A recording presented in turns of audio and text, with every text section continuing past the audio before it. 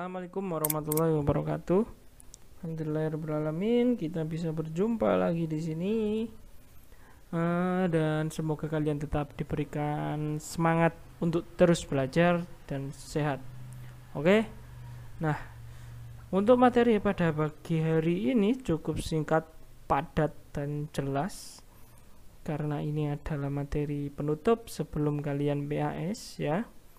Dan semoga dengan materi sedikit ini catatan kalian bisa lengkap, karena kemarin masih banyak yang belum lengkap. Oke. Baiklah, sebelum kita memulai pembelajaran pada pagi hari ini, sebaiknya kita berdoa lebih dahulu. Semoga apa yang kalian dapatkan pada pagi hari ini bisa bermanfaat. Oke. Al-Fatihah.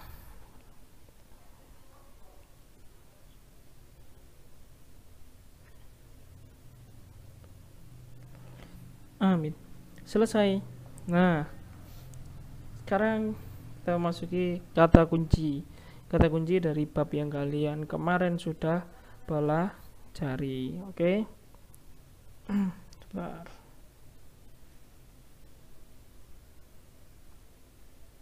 Nah, kata kunci yang pertama itu tentang permasalahan sosial budaya.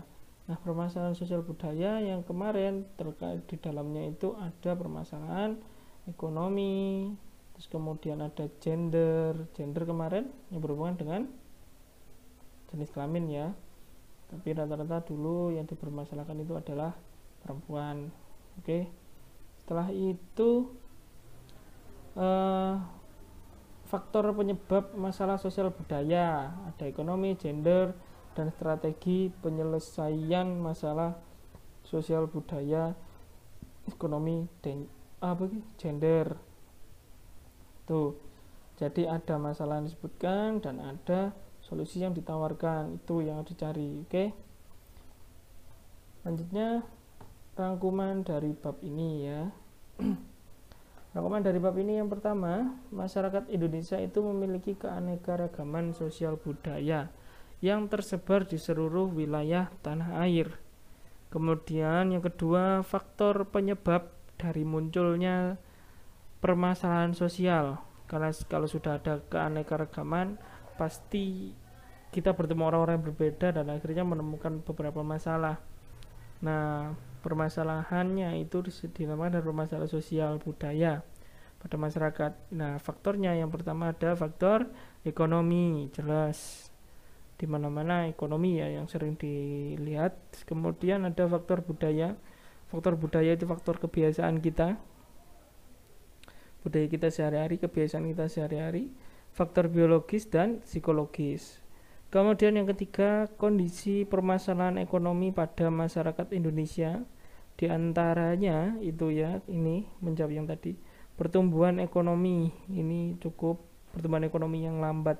Yang pertama, banyaknya terjadi kemiskinan, terus kemudian banyaknya pengangguran, kesenjangan penghasilan yang kemarin kita bahas.